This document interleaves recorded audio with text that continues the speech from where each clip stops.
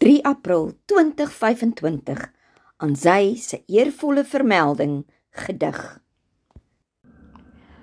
Kaalvoet Kaapstad skryf. Swart is die see waarin jy sink en uitgerafel flenters die tou van my boei.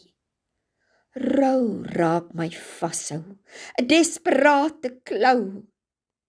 Trek my dan maar in, dat ek saam verdrink.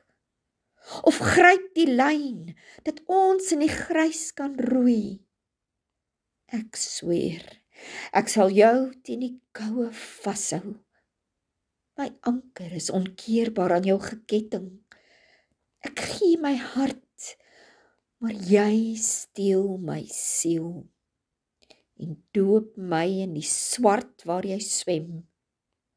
Hier moet ek roei uit die helse skepping. Vat my hand, voor die swart ons laat kniel. Die grys raak wit, jou monsters sal ons moet tem.